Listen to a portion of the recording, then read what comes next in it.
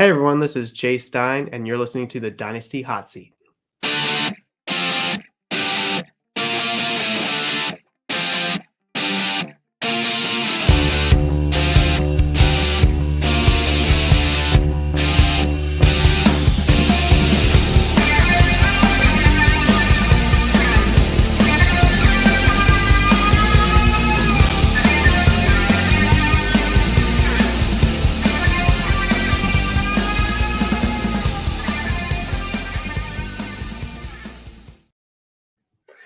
Yes, hello everybody, and welcome back once again to the Dynasty Hot Seat, the only Dynasty show out there that is a certified inferno. And this week we got back one of my favorite guests, ever. We got my main guy, Jay Stein, of the Football Guys, and of course over at the WRL as well. He's back on the show. Jay, happy Christmas, happy New Year. Great to see you again, buddy. How you doing?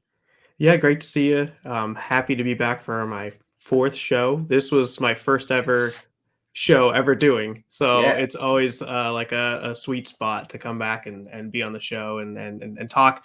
This year we get to talk 2024 draft, 2024 rookie drafts for fantasy. So I'm super excited to dig into all this stuff. Yeah, I can't wait to get going. I don't know if you guys listening have got any New Year's resolutions, but I've got one. I would like to get the show all the way up to 1,000 YouTube subscribers. At the minute, we're about a third of the way there. You could help me on this journey. I figured out if we get about 10, 20 every single episode, we'll probably get up there, right? So if you could do me a favor, hit that subscribe button. That'll really help us get on the way. And Jay, we're going to go into these 2024 rookies, like you said. Before we get into like your exact draft and who you've picked, we're going to go through 2 rounds plus maybe 1 or 2 other people you might chat about. Have you noticed any like trends for this class? Anything in particular that stands out? Is there a certain position that you think is stronger or weaker? Or what have you noticed overall about this class? Yeah, I'd say this is going to be a class of quarterbacks and wide receivers, and that's going to be a lot of the focus of this class. Right now, I use this service or this website called Mock Draft Database, and it goes through and sort of scrapes and collects all the mock drafts out there. And it looks like we have 8 legitimate quarterbacks that could go in the first round. And what I like to pay attention to for quarterbacks is first round quarterbacks that get draft capital first round. That's the super important part to me. So I think everybody's sort of comfortable saying that Caleb Williams and Drake Maye are kind of at the top of the first round. Then you have this riser this year, Jayden Daniels, pop in there. Michael Penix Jr. largely thought of, and Bo Nix of in the somewhat the back end of the first roundish. And then there's 2 younger guys, JJ McCarthy and Quinn Ewers, who we don't exactly know whether they're going to declare for the NFL draft. JJ McCarthy in particular, both of those guys were playing in the college football playoff. JJ McCarthy in particular has 1 more game even before he'll probably announce whether he's going to go. So I think Quinn Ewers, largely the sentiment is that he's probably going back, but we really haven't gotten that announcement yet. And I do think McCarthy and Ewers are probably first round talents. So that puts us at 8 guys that could potentially go in the first round. Now, I don't think all 8 of those guys will go. And I personally think that some of those younger guys will probably go back, but it's really interesting to think about. And then the same thing on the wide receiver class. We have wide receivers now. I'm looking for first through third round is what I'd say to get draft capital. Mock Draft Database has 7 wide receivers projected in the first round, 5 projected in the second, and 5 projected in the third. That's 17 guys for your Superflex fantasy football draft that are wide receivers that are going to meet the draft capital like requirements here. And now, not all of those guys are going to go, but that's a lot to be projected in the first 3 rounds for wide receivers. So to me, that signals like just a ton of depth at quarterback and wide receivers, and we got to see where these guys go, when they go, and where's the landing spot and how good that is, and that'll be a large part of the discussion. But that's a lot of guys that are quarterbacks and wide receivers that potentially have the opportunity to get draft capital.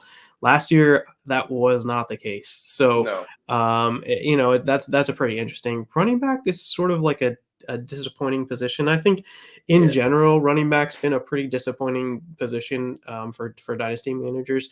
It's getting to the point, and there's many people have been talking about this, where it's really tough to build through the running back in dynasty, and this draft I don't think is going to leave you much in the realm of changing much of that. Now, last year we got two excellent running backs to add to our dynasty rankings. We got Bijan Robinson and Jahmyr Gibbs.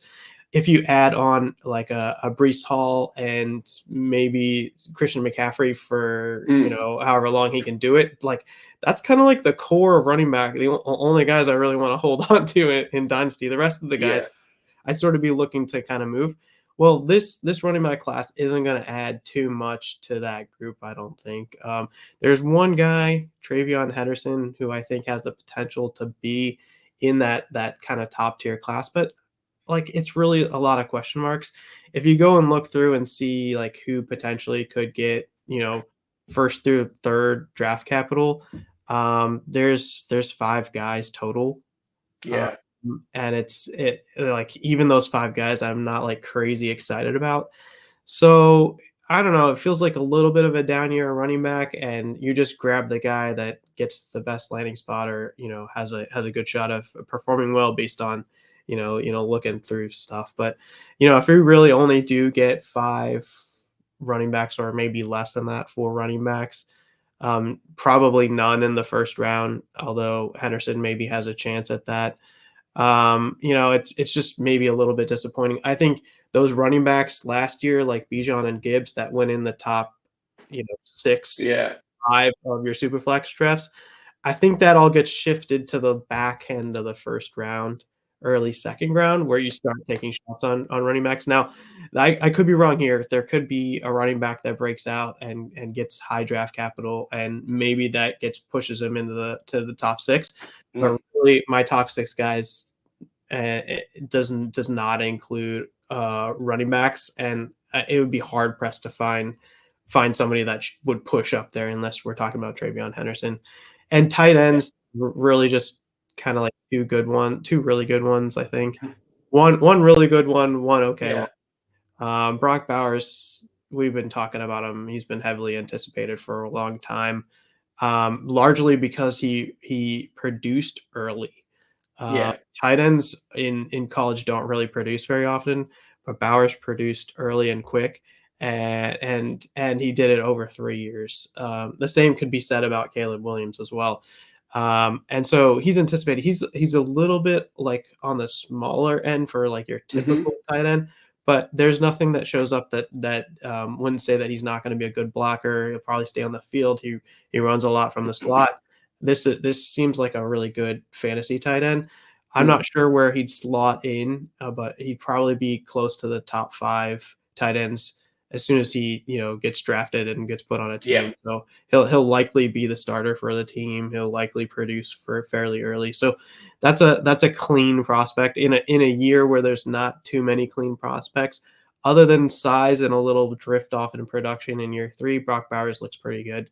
And then Jatavian Sanders out of Texas, who we just saw play in the playoff, he looks pretty good as well. But there's a few other guys at tight end, but largely last year we had a bunch of tight ends that felt like they could come in and do something. I wasn't like crazy high on any of them, largely because like I just don't invest too much in tight ends going forward. But, like there seems to be this like youthful resurgence in the tight end position where it hasn't been the case for a very long time. And now you get a couple of drafts where last year we had Sam Laporta and Cade get in there, and the year before that Trey McBride started looking a little bit better. And this year we're going to have Brock Bowers and Jatavian Sanders. You can start to make a case where maybe like that top 6, 7, 8 tight ends actually make a difference, which it hasn't over time. And maybe you do need one of these guys. And that's why, I don't know, we'll go through our Superflex draft here, but where normally I wouldn't be drafting tight ends very early, Maybe there's an opportunity to grab some of these tight ends. I mean, I would, just like last year where I was pushing Dalton Kincaid and Sam Laporta and stuff like that into the second. I think Brock Bowers deserves to be in the first, and Jatavian Sanders probably is where Kincaid and Laporta were early, mid, late second, anywhere in the second, really, kind of thing. But it's just interesting. So I don't know. That was sort of a long rant there, but QB and wide receivers.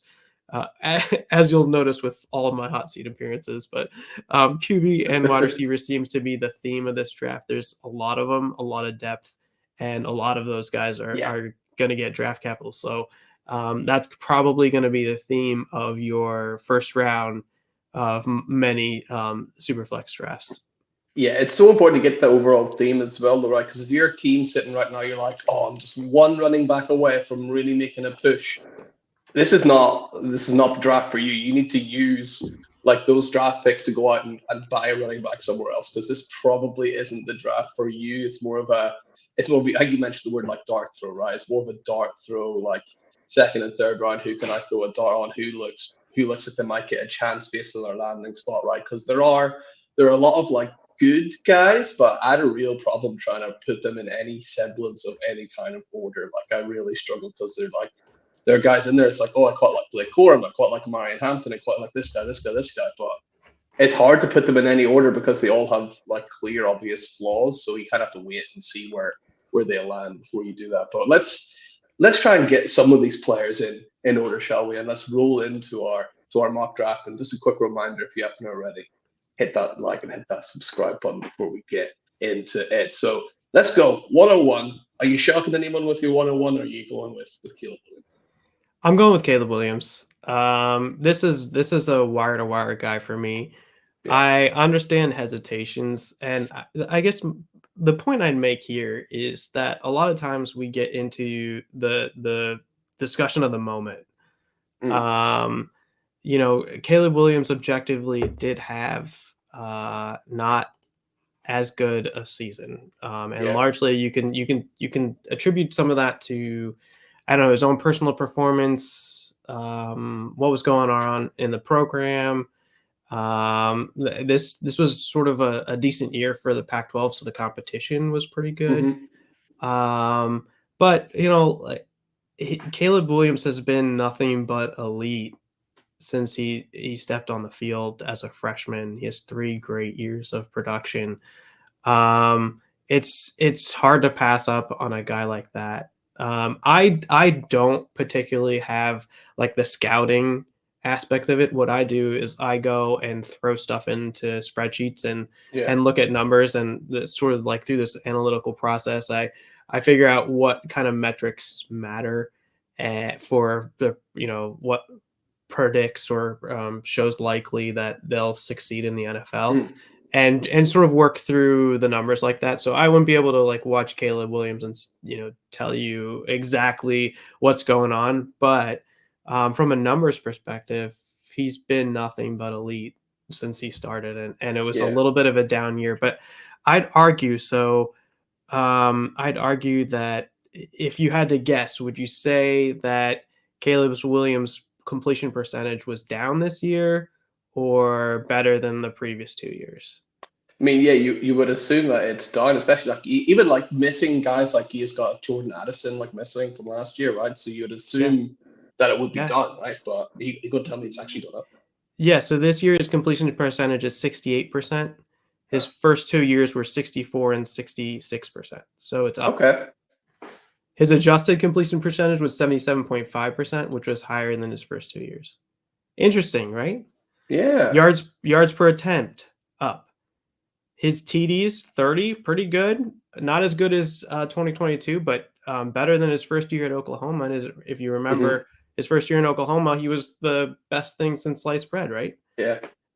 Turnover, a big time throw percentage is right up there with where he has been in the past, is 6.2%, which was better than last year. His remarkable sophomore season, 6%. So his big time throws were higher. The other thing I'd say is there seem to be like a bit more turnover worthy plays. So PFF does these gradings where they go and look at each throw and each play, and if there's like say an interception or fumble, or he throws something that could have likely been a turnover, they track it. They tally those things. And so this year he had 18 turnover worthy plays, which correspond to about 3.6%. That is something that did stand out a little bit. So he's turning the balls over a little bit more. How many interceptions did he have this year? He had 5. Last year he had 5. The year before that, he threw 4. Yes, it didn't look as good this year, but it was still a great season. And what the problem is that normally we expect this progression from a quarterback over time. So freshman year is good. We expect him to build on that good performance, and sophomore year we expect that to be better, right? So that's better. Junior year we expect him to get even better. Sophomore year was great. Junior year we expect him to be even better than that. Yeah. Well, junior year was still pretty good. When you're looking at everything else all together, right? Still pretty good. Not the best. And when you have guys like Jayden Daniels, Michael Penix Jr., Bo Nix going off in a single season, like it kind of dwarfs what Caleb Williams was able to do. But it wasn't a terrible season. And if you look at his past, it still looks pretty good. So I would say I'm still in on Caleb Williams. I still think he's been nothing but elite through the whole time. He has the rushing ability, which a lot of times we look for in fantasy quarterbacks. But I look at QBR, EPA per play, adjusted yards per attempt, and rush yards market share. He doesn't fit into that like Konami code like entirely, but he has a pretty decent rush yards market share. Different. Well more than CJ Stroud and Bryce Young had last year. So I think from a prospect perspective, he's probably like, if I was slotting them, I'd probably still put Caleb Williams above CJ Stroud and Bryce Young just on the sheer rushing ability and the fact that he did it for 3 years versus doing it for 2 years. The concerns I'd say is this last year he had a little bit more turnovers. He doesn't quite exactly fit the size thresholds that I'm looking for. So he's 6'1", and I'm looking for 6'2", and he's 216 pounds, and I'm looking for 220 pounds. This is not like that far off for me to like wave the red flag, like Bryce Young, like he's too small type of thing. That's not the case here at all. We're talking about 1 inch, 4 pounds. It's not that big of a deal. He could still be growing, right? What age is he? He's like early 20s, obviously, right? He could still grow another inch, right? It's not like he's like an old guy that stopped growing, right? He could still potentially get there as well. So he's a late 2001 birthday. So he's a little bit older for his class. He's 22 now, and his birthday's in November. So like he's almost a year older than Drake Maye. But they're in the same class. But yeah, I don't know. I don't know if they'll if he keeps growing, or a lot of times when they get ready for the draft, you put on some weight and you get in the best shape of your life or whatever, and some of that stuff works itself out. But get one of those machines, like you get like your wrists and your ankles tight, you like stretch yourself out. It's like that extra inch. Yeah, so like I mean, this is silly. This is totally silly. But when looking at the spreadsheet and just kind of like what you'd want to see in a perfect prospect, it's just I would prefer him to be 1 inch taller and 4 pounds heavier, which he totally can be 4 pounds heavier if he gets to the NFL Combine and does that. But it's totally silly, but it helps boost you just a little bit in my process of like coming up with sort of a composite score of all these things together. But right now I have him graded out because he was able to produce higher than where I would have had CJ Stroud and Bryce Young. So in my whole numbers process, even with the slight ticks on size or whatever, it's still a very complete process. I think the concerns I said, like the turnovers were a little bit of an issue. The size is not an issue, but just like a nice to have type of thing. And then like the off-field stuff, I think this will be a weird cycle for Williams and the off-field stuff, Yeah. especially when you're just comparing two guys like Caleb Williams and Drake Maye. Like there's lots of rumors, lots of stuff that happens, and my hope is that we don't get too cute here. Um, Yeah. Caleb Williams Caleb Williams did it for 3 years. Drake Maye did it for 2 years. Um, and Caleb has been nothing but elite since he started. So my hope is that he starts, or he's probably the number one pick, however that shakes out and works out. Yeah. For me personally, it's not actually between Caleb and Drake Maye for the number one pick. It's between Caleb and the guy who you've got at 102, right? And full Yeah. caveat, right? Yeah, we got to say you're a Buckeyes fan, right? So we have to take that into account, right? When you talk about Marvin Harrison Jr., who you've got to pick too. Yeah, that's true. I am a Buckeyes fan, diehard Buckeyes. I pay attention to all that stuff. I don't really even have a true like NFL team that I root for. It's mostly the Buckeyes is what I consider my team. Yeah, number 2, we're gonna go with Marvin Harrison Jr. Marvin Harrison Jr. is a pretty clean prospect for a wide receiver. Yeah. The only thing missing was the first year going off, and if you remember his first year, he was in the loaded room where he Yeah. did actually get on the field a little bit as a true freshman. So that is exactly like the progression that you'd want to see. Year 2 was amazing. Year 3 was amazing. It's just like one of those really, really great wide receiver prospects. He doesn't really miss on too much of anything. You could say like some of the advanced stats maybe like could be slightly better, but I don't know. It's not anything to write home about. The thing I'd say is his build is maybe a little unique. So Yeah. he is 6'4", 205. So I'm looking for wide receivers that are above 5'11". Well, he's like crazy above that. Yeah. And I'm looking for wide receivers that are above 195 pounds. So he's 205 pounds. That's excellent. But when you put those together, his BMI turns out to be about a 25, which is like right on the fringe of being maybe like a little worrisome. Mm. Now, not an issue, not an issue. His frame is like is great. It's perfect. But it's like if he put on a few more pounds and got that BMI a little bit above 25, that would probably be beneficial to his career, in my opinion. Yeah.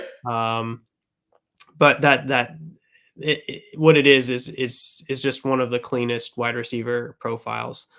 From a wide receiver base, I got 2 wide receivers that fit into that tier 1. And this year, it was a bit hard to separate those 2. But I think what's different is this year we have 2 players that deserve to be in that top tier, I think, and performed in their final season like they deserve to be in that top tier. Last year, we had JSN, Yeah. Jordan Addison, Quentin Johnston, Zay Flowers. I put a few of those guys in my tier 1. What I'm thinking back and realizing was last year we had a bunch of guys that maybe didn't deserve to be in tier 1, especially because in their last year performing, they kind of tailed off and didn't have that great of a season. So I'm excited about the like premium level guys. Marvin Harrison is a guy that I think walks in to be in the discussion of wide receiver 3 as soon as he's drafted. Yeah. Now there's some really good wide receiver 3s. So CeeDee Lamb, AJ Brown, Jalen Waddle. And I'm not sure I can quite put him there like right off the bat, but I think he deserves to be part of that discussion of who should be wide receiver 3. He should probably be in that discussion. And I'd argue the next wide receiver we take off the board probably would be kind of in that discussion as well, maybe a little bit lower down, but really it's hard to distinguish too much between their 2 profiles. Yeah. There's some parts where Marvin Harrison is better than him, and there's some parts where he's better than Marvin Harrison. So yeah, I think it's clear. I think really the tough decision is between, this is super flex, but the Yeah. tough decision is between Marvin Harrison and this next guy. And um and I think it's just because if I had to probably create a tier 0 for this class, I would put Caleb Williams and Marvin Harrison in there, just because Yeah. I think there's something a little bit different about them. But the next few guys, probably through pick 8, are all Mm. really good too. Yeah. So, that's why I put Harrison here. But these next few guys are going to be really good too.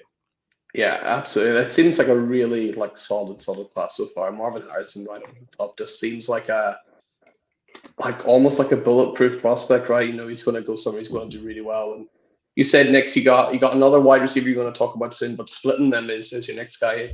It's Drake Maye, who again you said the last 2 years he's looked really good, and yeah, he's both him and Caleb Williams. Like if you look at the other quarterbacks here, whenever I was doing my breakdowns and looking at the other players, they've all got like massive like wide receiver talents and tight end talents that they're throwing to. Caleb Williams, I think, has got the least talented wide receiver room out of these guys, and Drake Maye probably in a second place here. He's got maybe one or two more guys more than Caleb did, but Drake Maye not really working with a huge amount of those guys.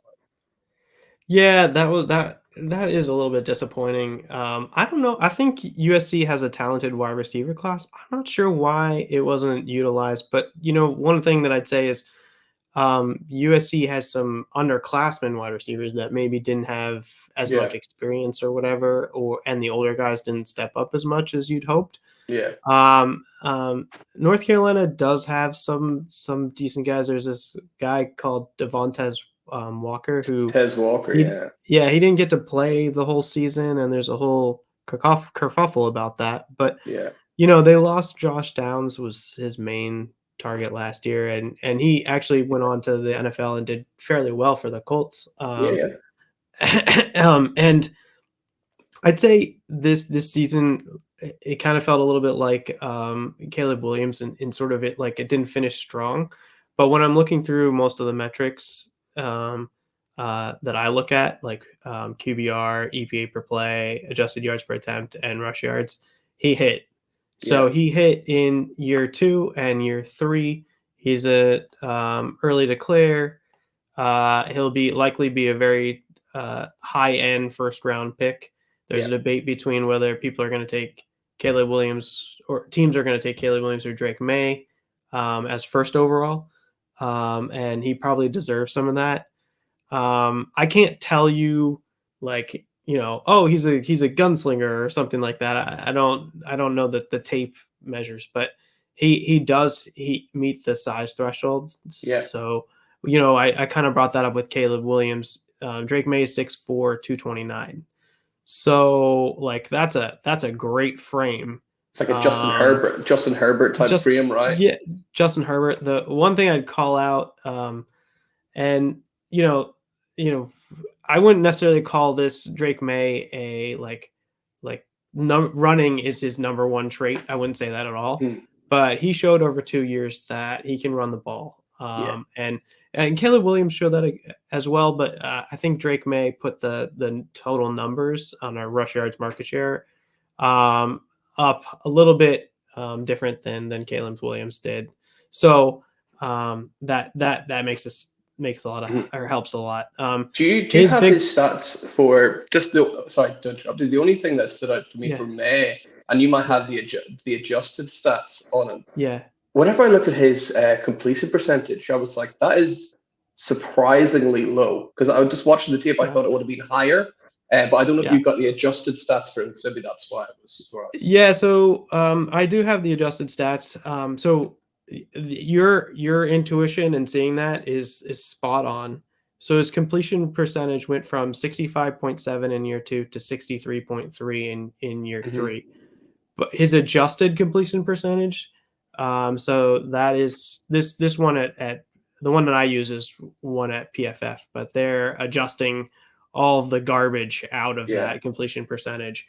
In year 2 it was 75.4. In year 3 it was 75.1. Yeah. So it didn't change too much, although it did go down a bit. It didn't change too much, Yeah. that much. So, so like one of those things that stands out, like his big time throw percentage is really, really high. And that's something that PFF grades where they're sort of marking down if a player makes sort of like an NFL level throw. There's this whole long definition of what that NFL level throw means, and you can go out and read that. But they just sort of tally them in terms of total throws. And in year 2 is an 8.4. In year 3 it was a 7.5, which Caleb Williams was a 6 and a 6.2. Yeah. Both of those sort of meet the thresholds that I'm looking for, which is like over 4% ish, maybe a little bit higher than that. So it's really good. His turnover worthy plays went down this year, where Caleb Williams went markedly up.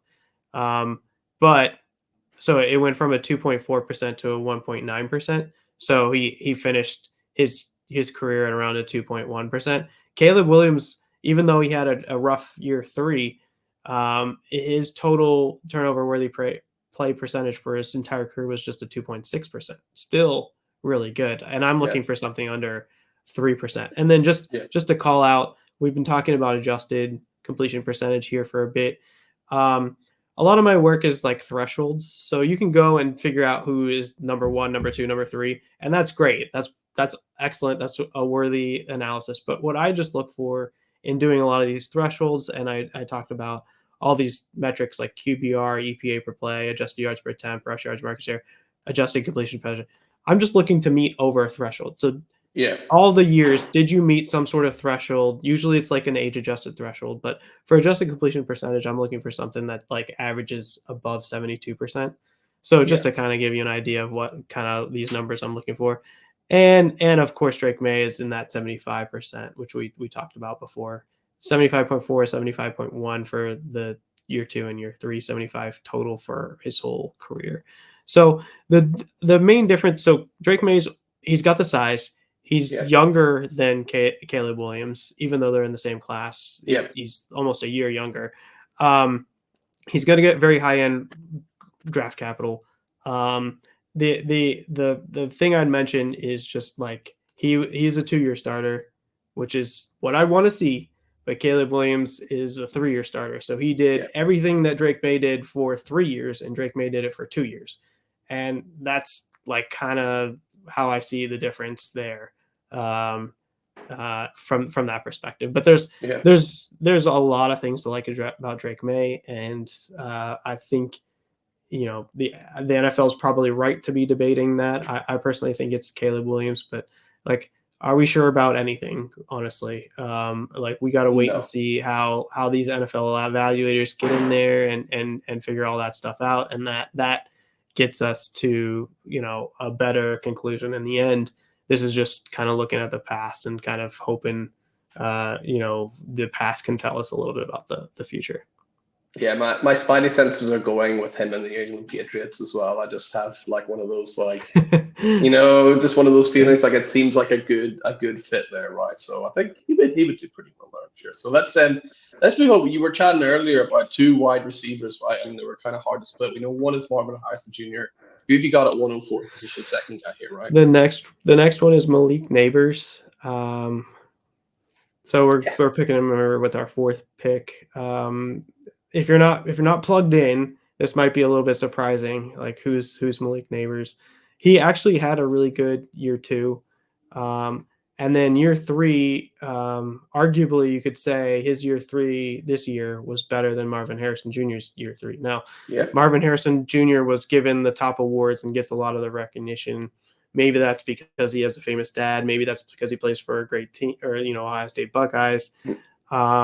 But Malik Nabers, arguably, you could say, had as good or even a better 2023 season than Marvin Harrison Jr. Yeah, and they're both kind of that similar like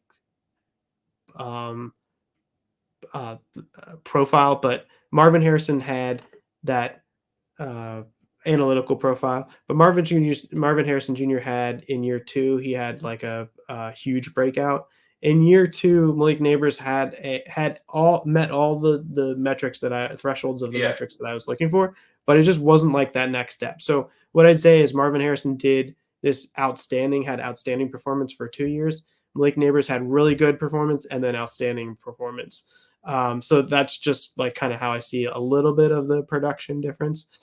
But they're both really good. Yards per route run looks great. ADOT above 10 looks great. Malik Nabers has a better yak per reception. So that is his big thing for me, right? He's just lightning in a bottle when he gets the ball in his hands, right? Yeah, that's a great way to put it. It's he for his career, he had a 6.6 yak per reception, yards after the catch per reception. And Marvin Harrison Jr. was a 5.1. Still good, but 6.6 actually meets this analytical threshold that I have that gives him extra like points when I'm putting it together. And so, that's actually a really good number for a yak per reception. If you add that to his ADOT, it looks really good. He has a pretty decent, like it's very similar contested catch rate with Marvin Harrison Jr. I don't care as much about drops, but he has a little bit worse drops. His PFF grading is a little bit better than Marvin Harrison Jr. Even Marvin Harrison Jr.'s second season is a little bit worse than what Malik Nabers did in this year. So, like they trade back and forth on, Marvin's better than this, than Malik on this stuff. Malik's better than Marvin in this stuff. But I'd say the overall conclusion is that they're both really, really good. I was putting Marvin Harrison in the discussion of wide receiver 3. I think Malik Nabers, I don't know. I think eventually he'll prove that he should probably be in that discussion as well. But I'd say one thing to keep in mind is these guys are this tier, Marvin Harrison, Malik Nabers, is so much better than wide receiver 1 tier last year, in my opinion. And so when you're thinking JSN might be the exception, but the other guys, I feel like him and Marvin Harrison Jr. are just like well above the wide receivers that we've seen last year.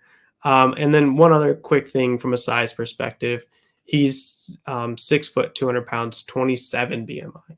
So I'm kind of looking for something that's like above like a 26 BMI. Like he fits the mold there in terms of height, weight, BMI there. So that's the interesting part where Marvin Harrison Jr., I don't think you should knock him for this, but like it's getting to the point where like it's just like a little bit too low BMI. Malik Nabers, he checks all the boxes because he did it for 2 years. He's an early declare. He'll likely be an early first round pick. Makes a lot of sense. Yeah, the only thing I can't believe you said there, Jay, was you just told the Kansas City Chiefs that you don't really care about drops. I can't believe you said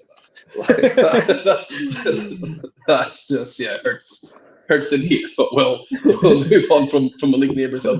We'll go on to we talked about him earlier at 105.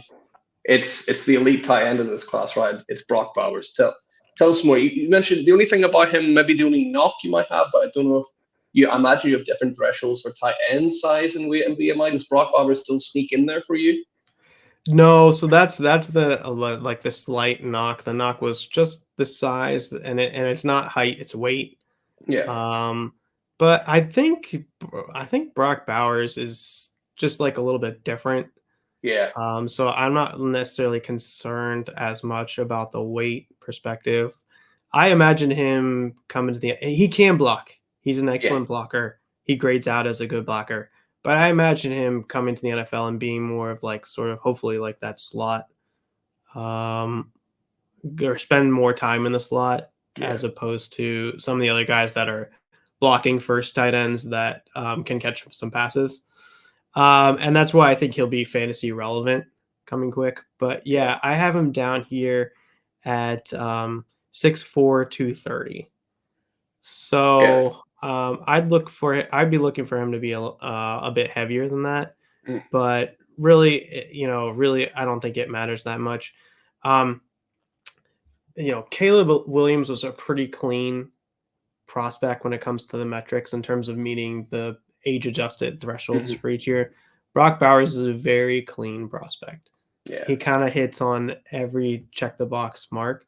The issue that I have is I don't really tend to invest in tight ends that much and haven't in the past. And we were talking about this before, is like maybe we need to start doing that. I'm not sure. Yeah.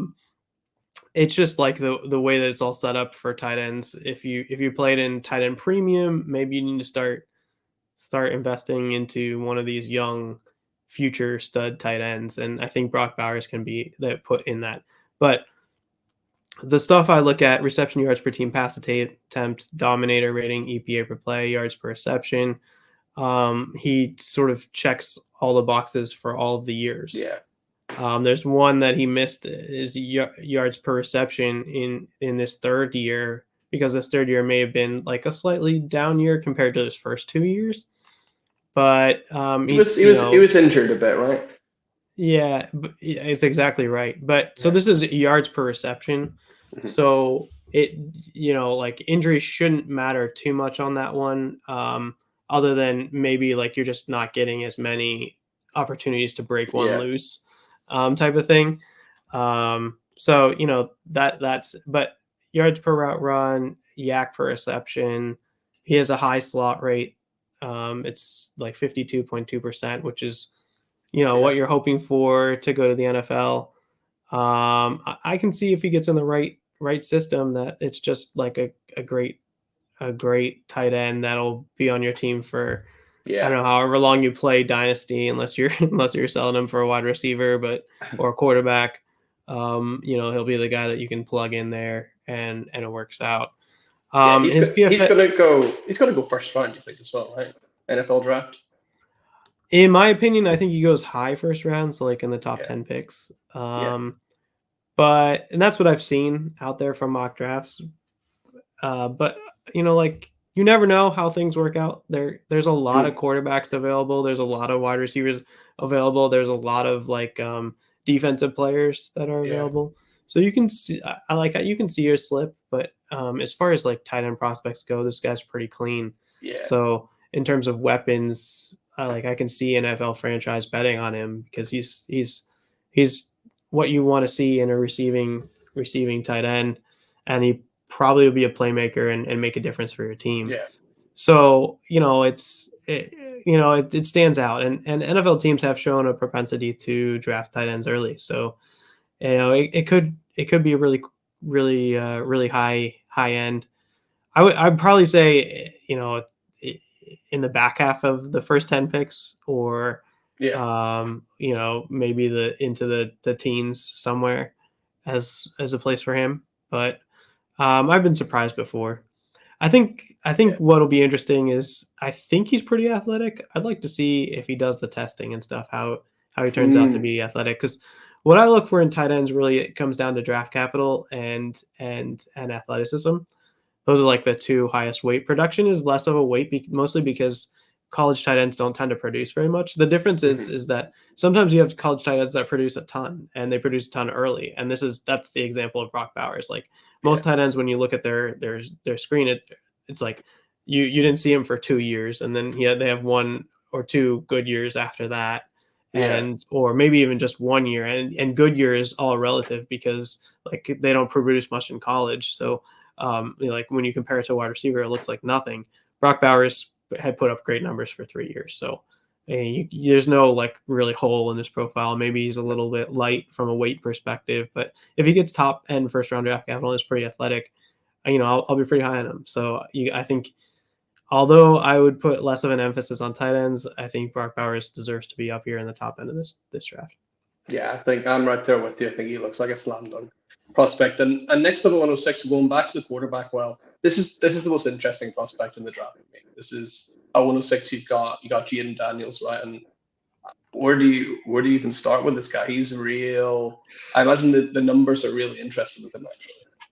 Yeah, I didn't have Jayden Daniels in like on my radar going into this season. My process largely goes around like I want early declares, guys that produce early. So like, I'm looking for younger guys that produce early type of thing. And Jayden Daniels is not really that. This is his 5th year. Yeah. He transferred to Butt. What was interesting that I found out in his profile was that he was at Arizona State for a few years before he went over to LSU.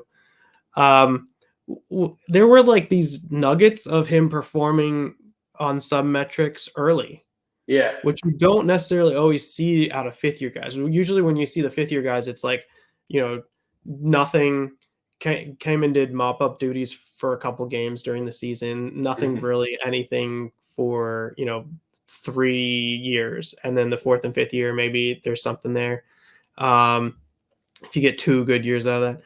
There's some metrics that pop off for year 1 and 2 or 2 and 3 out of Jayden Daniels that, it's mostly 1 and 2, where like he met some of those thresholds on the age adjusted basis. So that I thought that was a little bit interesting. Now, 5th year, he goes on to have just one of the best college football seasons that any quarterback's ever had. But like it was just a little bit of a surprising shock for me. It reminds me of all those guys that kind of come out of irrelevance into becoming a top pick. He kind of fits that mold. So some things to think about. The first thing is like he's a little bit skinny. So he's got the height to it. He's 6'4", but he's also 210 pounds. So this and let me be clear. This guy fits the mold of being the Konami code, and that's why I have him as high as 1.06. Otherwise, he would not be in there. I dislike 5th year guys, and we have a lot of 5th and 6th year guys as quarterbacks. So like just in general, I'm going to have a bias towards pushing those guys down.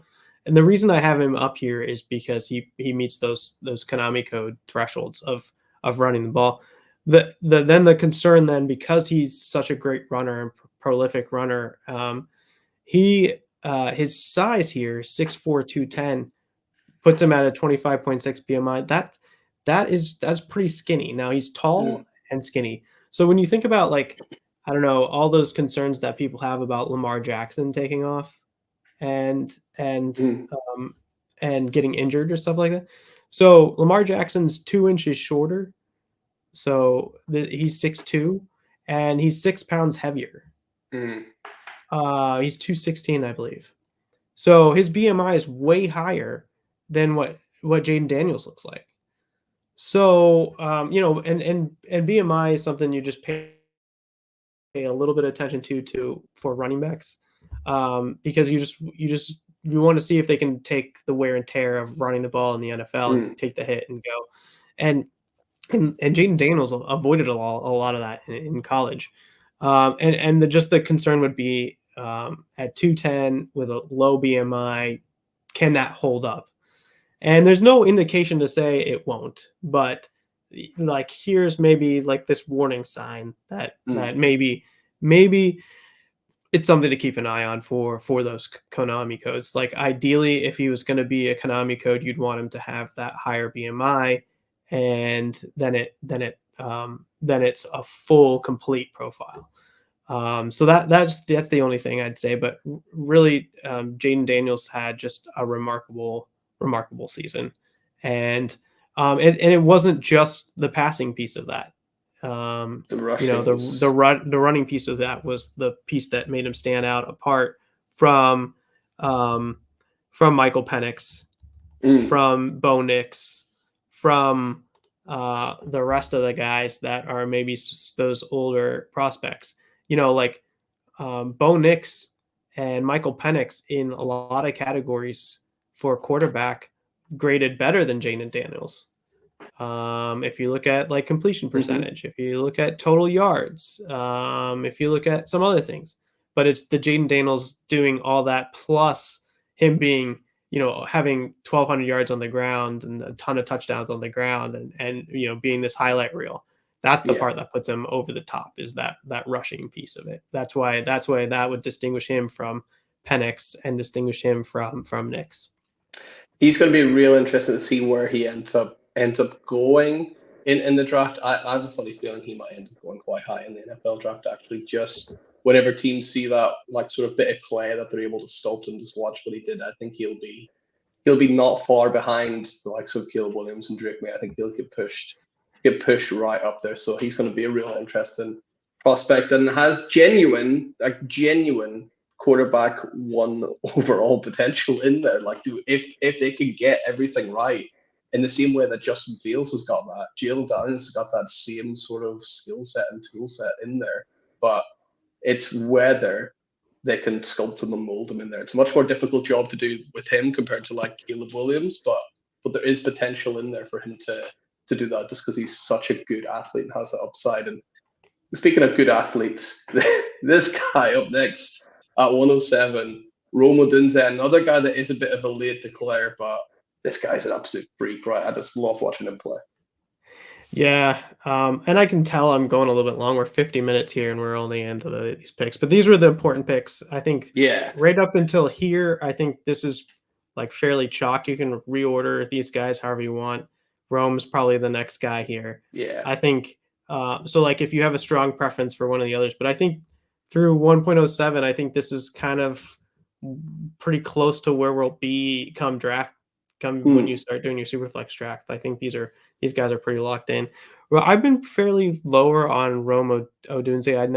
I don't think he's bad. I think he's great. But my process, the way I work, is that I'm looking for the early declares. I'm looking for the early producers. So I want to see your dominator rating, your weighted dominator rating, your reception yards per team pass attempt. Did you do that in year 1 and 2? Particularly year 2 is where I'm looking for something big.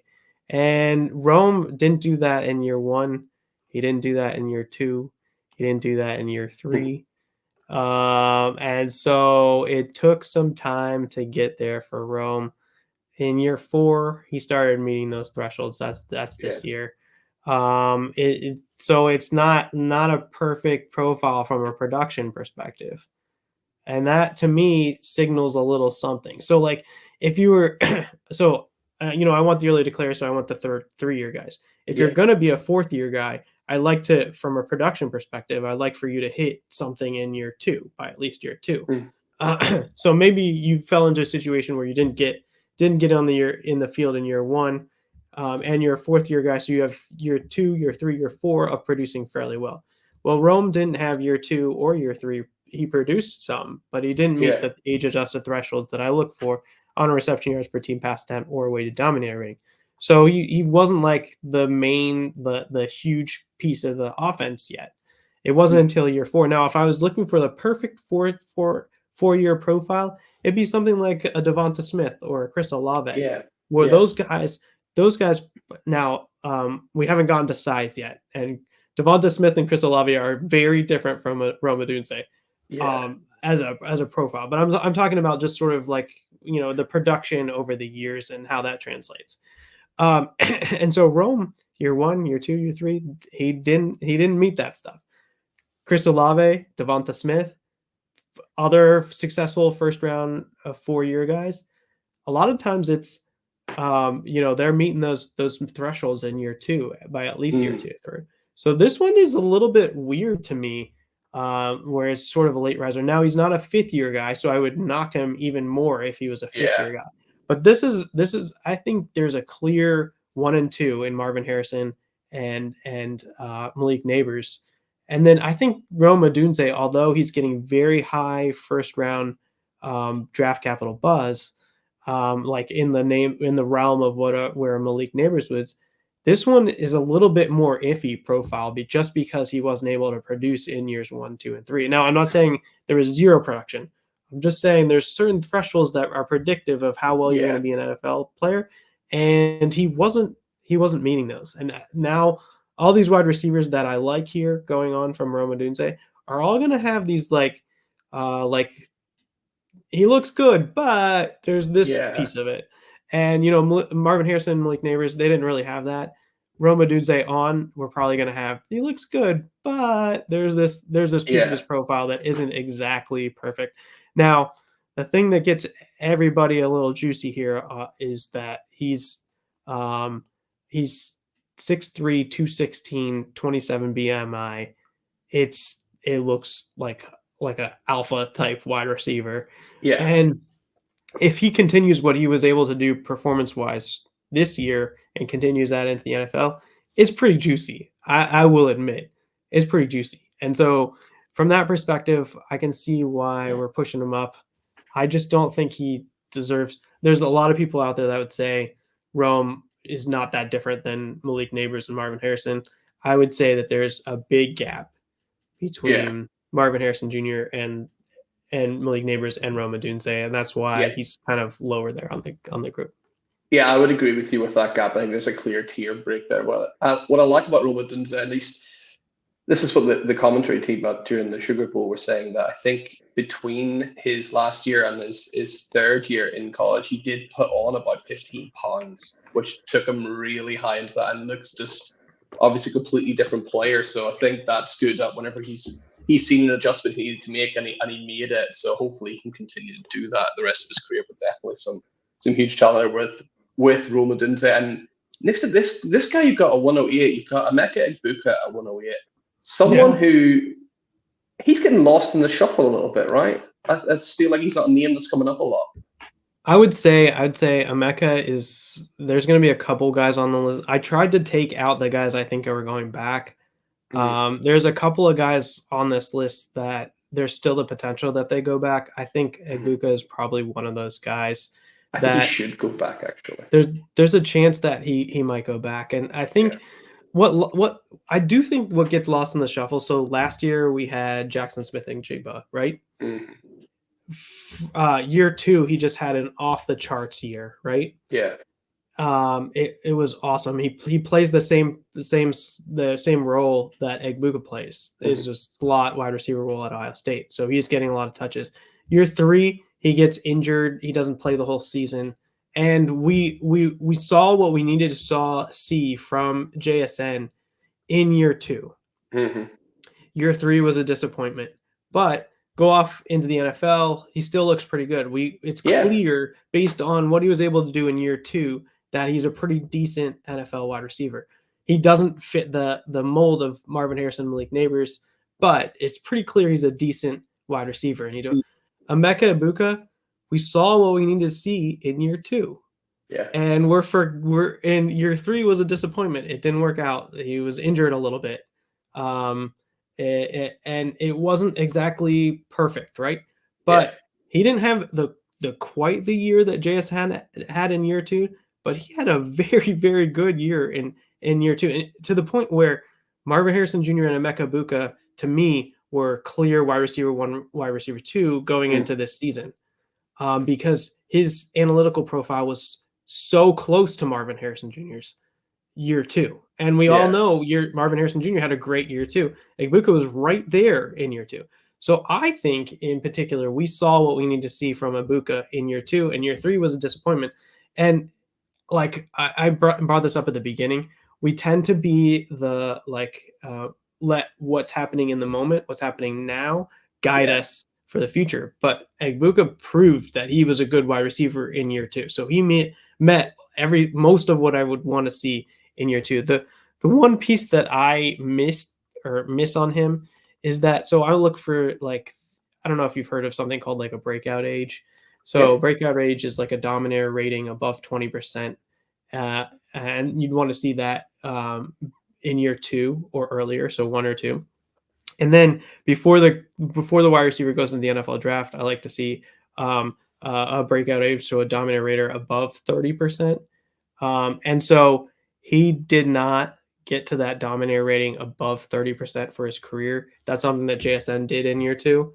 So that would be the one issue. So he had on a games played adjusted basis, so taking out all the times he wasn't in, he was at 27% in year 2, and in year his weighted dominator rating, which puts higher weighted on yards over touchdowns, was a 29% in year 2. So it was like right on that threshold of almost getting one last box tick, but didn't quite get there. So but when you're looking at yards per route run over his career is pretty good. Year 1 and 2, his ADOT was above 10, so that was pretty good. He has yak per reception above Malik Nabers, so he has a 7.2 yak per reception. We were talking about how great Malik Nabers was on his career. He was a yak per reception of 7.2, which like you can fall into that trap of low ADOT, high yak per reception. As long as your yak per reception is high, that's okay. His ADOT drifted below 10% in year 3. So that is a little bit like, that just tells you sort of the profile we're like talking about, a little bit of like a JSN type of thing. Yeah.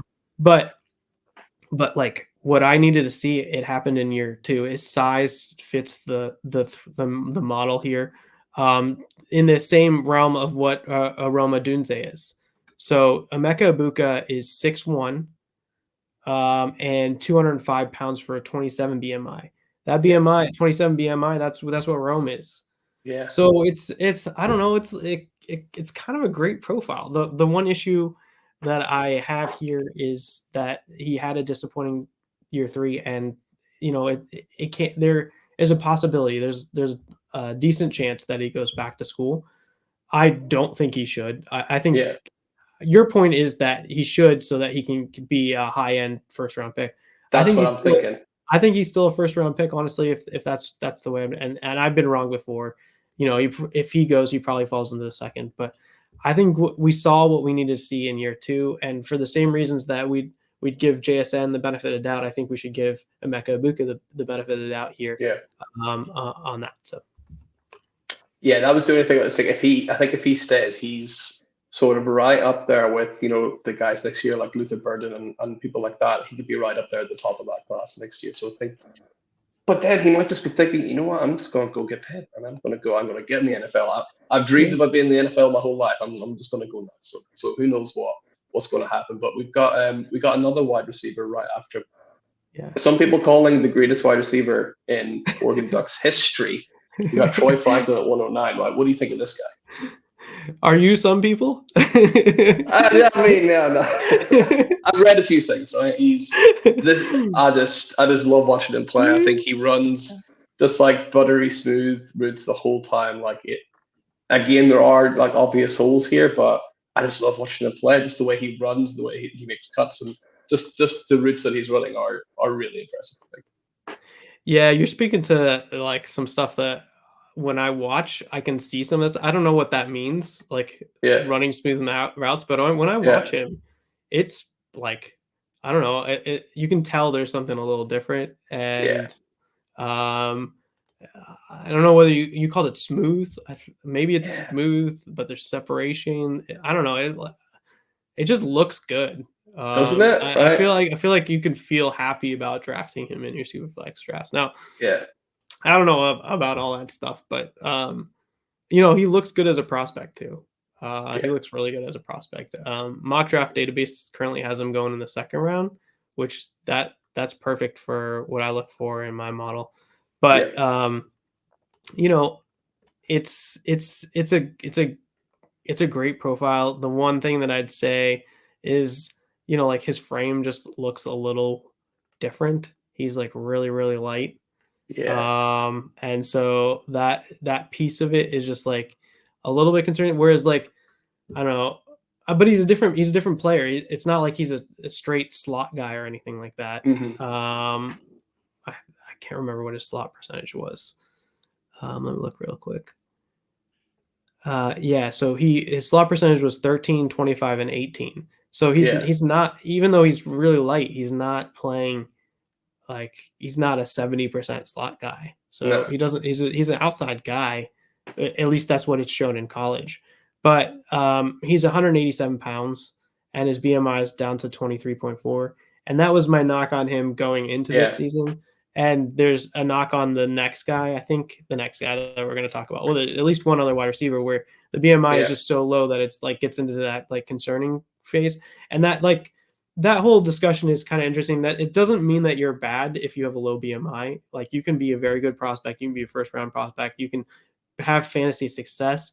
It's just through my model, I'm looking for those guys that can then also, like, have fantasy success, but like get into that top tier. So, be a wide receiver 1. And when you go back and look at the past, like Devonta Smith, he's a high-end wide receiver 2, but will he ever break into be that elite wide receiver 1 with his with his physical profile? Or does he need an AJ Brown on the other side of the field to sort of take and divert attention away for him to have that fantasy success? And that's where you worry about like a guy like Troy Franklin, and there's one other wide receiver, where it's just like you probably need like the right situation for it to all work out perfectly for him. And then when that happens, then you get those like wide receiver 2 seasons, maybe like borderline wide receiver 1, depending on the situation, how good your quarterback is, who you have across your field. But like you just worry about the situation at that point. But Troy Franklin had a great season, so I'm excited about him. He, like you said, when you watch him, he looks really good. And he had year 2, year 3 looked really great for him. So I look at reception yards per team pass set, weighted dominator. Like, he's meeting the age adjusted thresholds. It's not like off the charts like Marvin Harrison or Malik Nabers, but it's still meeting everything that you'd want. I'd say the one worry is the weight, the size, the weight. 187 is different than 170. Yeah. So he's currently at 187. Who knows whether that's real or not? That's just what the profile is. We'll see when he measures in. But I don't know. There's the next guy the next guy I'm referring to is Xavier Worthy. I don't want to spoil the show, but I think Worthy and Franklin, I think that they're kind of like, I'm not sure like getting into an NFL program really changes their weight. I think that's just sort of like what their frame is. And so I'm not sure like how much you can add. So like if you call it, like, maybe they can add 5 pounds or something like that, but are they even listed at what their real weight is? Who knows? And so like you might subtract a couple pounds and then add a few pounds of muscle before you get to the combine. And you're netting like 2 or 3 pounds. I don't think that they're the type of guys that then put on 10 pounds. I think it's just sort of what their frame is. And that's why I think Troy Franklin kind of is just like, for an outside guy, he's a little bit lighter than, or, BMI wise, he's a little bit smaller than you'd hope for. Yeah, I would definitely agree with that. He seems like a very good complementary wide receiver, right? He's someone that you're not going to come in and he's going to be like your main weapon at wide receiver, but he's a good wide receiver 2, wide receiver 3 to have in your team for sure. And you mentioned Xavier Worthy. We're not quite going to get to him next because splitting Franklin and Worthy, we've got another guy. We've got Brian Thomas Jr. over at LSU. Maybe a bit like Egbuka, like he was sort of the number 2 guy, right? Not getting as much of the shine. But actually, when you look at Brian Thomas's numbers, they're really, really good, right? Yeah, it's really good, actually. It was a very surprising season from him. I was not expecting it at all. And we do the show on the WRL where we kind of do like a weekly show where we're recapping things. And I very early in the season, I was like, do you guys know anything about this Brian Thomas Jr. guy? He's a high end recruit, but he was just balling. He's having these crazy games. Like, anybody know anything about this guy? like year 1 and 2 were a bunch of nothings for him. Like maybe a little bit of action, but really not meeting those age adjusted thresholds. Nothing that would make him stand out in terms of the Debbie community as somebody that we need to get all up on. And year 3 just goes off. And I think that there's sort of like the rising tide thing, because Jayden Daniels, nobody really knew too much about him, and he goes off. We know Malik Nabers, but Nabers goes off, and then Brian Thomas Jr. goes off. This is like a nice collection of guys that all like sort of benefited each other. Malik Nabers taking attention away from Brian Thomas Jr., Brian Thomas Jr. catching touchdowns and taking away attention for Malik Nabers. Jayden Daniels being able to rush and put the ball where we needed to. Like, this just kind of felt like a little bit of a rising tide here. And so, Tom, I mentioned touchdowns. He scored a lot of touchdowns this season. He was the highest touchdowns in college football this year. And he meets he's 6'4", 205. So that's like basically identical to Marvin Harrison Jr. Which is interesting. So he still has like a little bit of a BMI questionable, but it's above a 25. It doesn't have the warning flag. He's still an early declare, so he's still like on the younger side. I love that. And he goes and has this great season. And he does have some of the size pieces of it. So that's kind of why I have him there. But I really think there's these last three. I mean, we talked about Egbuka, we talked about Troy Franklin, we're talking about Brian Thomas Jr. now. The next guy too, and maybe even a couple guys down. It's really hard to pick and choose between the things. Like it's they look pretty good, but type of thing. Like this guy's pretty good, but Brian Thomas Jr. has that because he didn't really do too much his first 2 years, and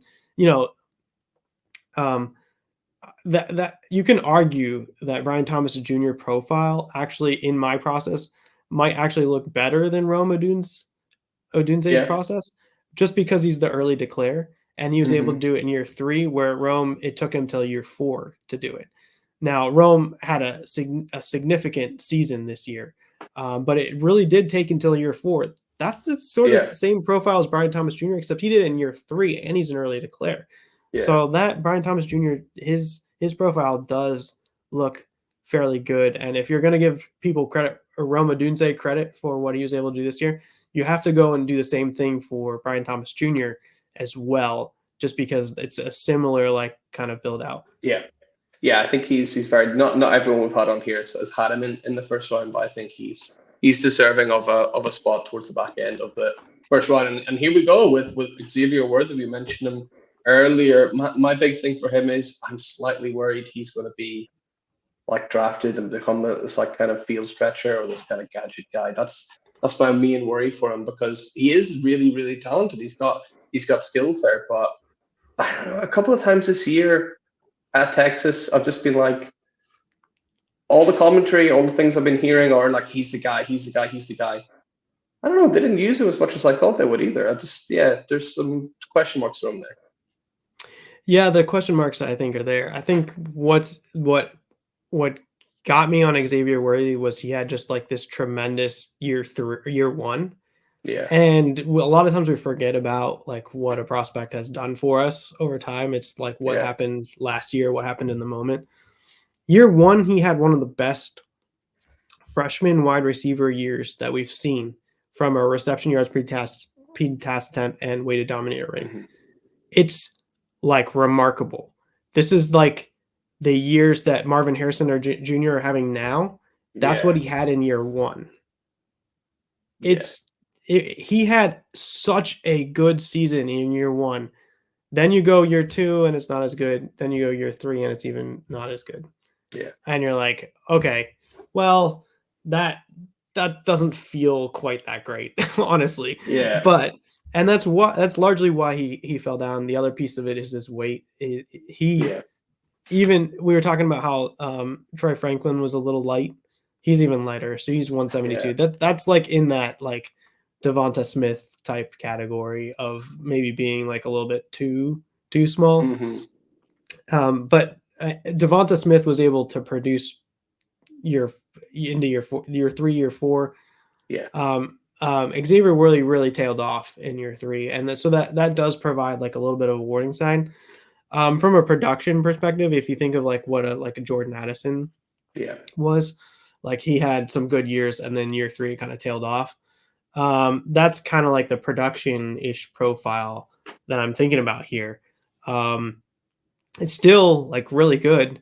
And I'm not sure how he fits in. Like you mentioned gadget guy. I wouldn't be able to tell that from the stuff that I look at, but that year 1 was so good that it kind of makes up for some of the other issues that you saw along the way. And let's not be like a judge of the moment.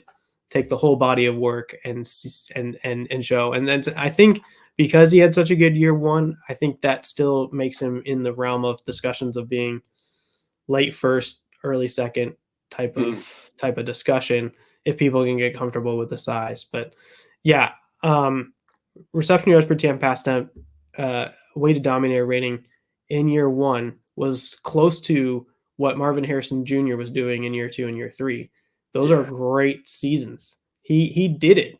He did it early too, and he's an early declare. So I don't know.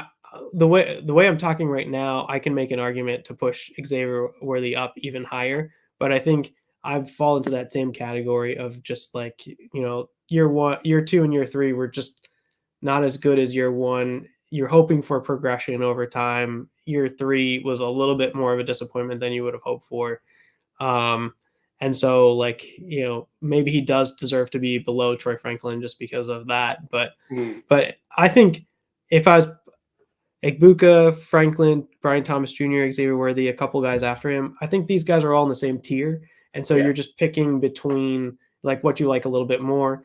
When we get going through the draft process, when we find out the landing spots, when we find out where they're drafted, what rounds are drafted, that'll like shake out. It'll all shake out. But this is kind of where I'm shaking out right now. Yeah, absolutely agree with you. And then we're going to round out round number 1. Hey, we finally got a running back, right? We talked about him earlier. We got Henderson out of your Ohio State Buckeyes. Tell me what separates him from the rest of the running back crowd here, because he was someone that I seen at the start of the year, and he was again meant to be the guy, and he didn't look good until maybe the last 6-7 weeks, where I was like, oh, there he is. Like, that's the guy that we were looking for, right? Yeah, I'd say TreVeyon Henderson has the explosive ability to be a wide receiver, or I'm sorry, running back 1. In most of the categories. I think that he has this like injury issue where I don't know whether it's luck or what it is, because he's not like a small guy. Like he meets the weight BMI thresholds. I think he's 214 pounds of 30 BMI. So it's not like a size issue, but he had in year 1, he had a fantastic season. So we're talking like off the charts, fantastic year 1, catapulted him to like RB1 in Devy communities. This guy's clear number 1 running back in this class. And then year 2, he had an injury in his foot, and he tried to play through it, and then he sat out, and when he did play, it didn't look good. So that experience, that what he did in year 2 was kind of weighing on, well, was year 1 a fluke? Can he do it for multiple seasons type of thing? Year 3, it wasn't quite right. There were spurts where we saw what we saw in year 1. There was like a spurt kind of early in the season. There was a spurt, like you said, in the last 6 games where you could see it.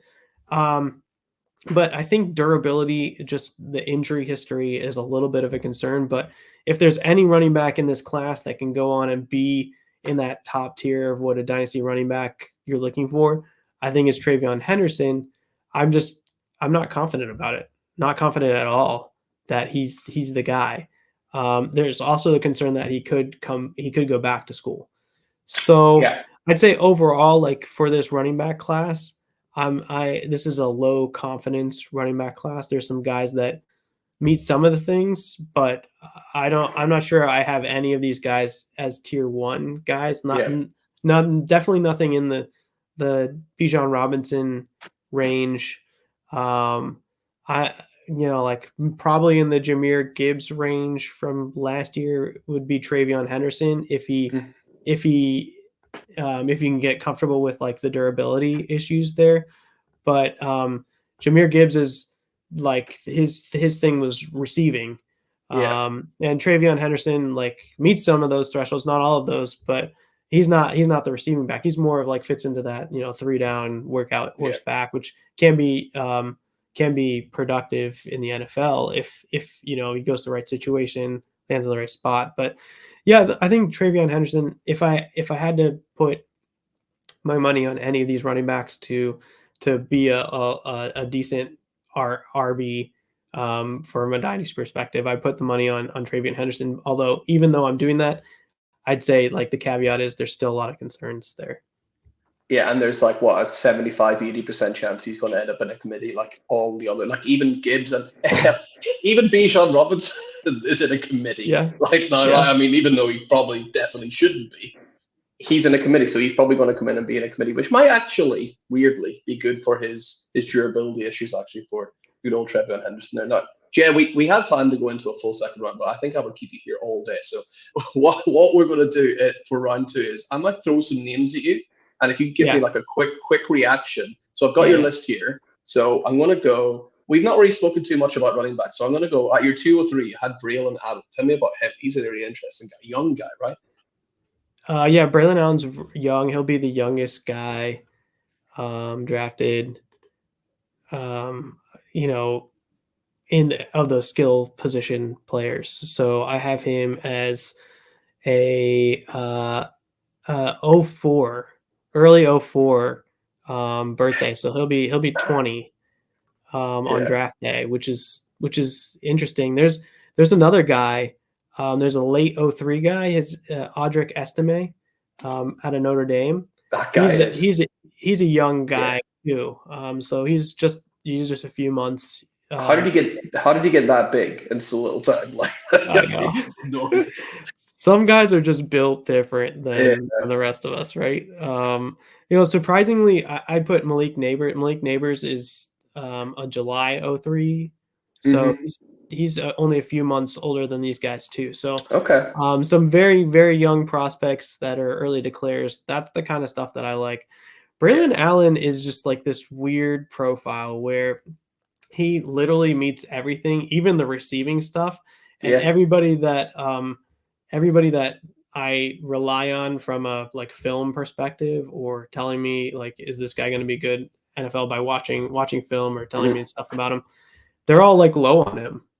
So it's really confusing to me when I see a profile like that. So like last year we had a guy like Sean Tucker who kind of like met everything that you'd want to see from an analytical perspective. Hit the ball at the park on everything, and then like didn't get drafted. And I don't think that's the case going to be for Braylon Allen. I think like NFL evaluators are going to drool over his like size.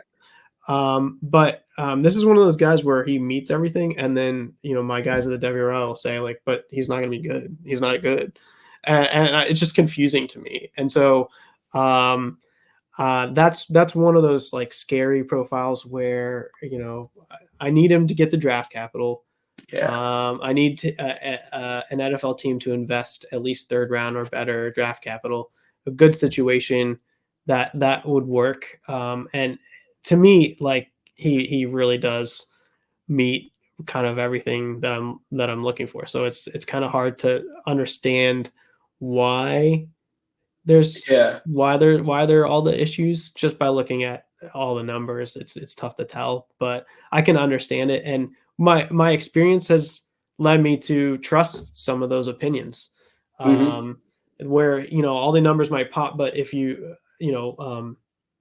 film is part of the process and something that I do, and if everybody's saying, I'm not sure how good it'll be, then that'll be a watch out. So that's why I would distinguish him from like a Trevion Henderson, where Trevion Henderson doesn't pop on every single thing, but like there's the film guys and everything like that are saying this guy is the explosive guy. This guy is the guy that can be that running back.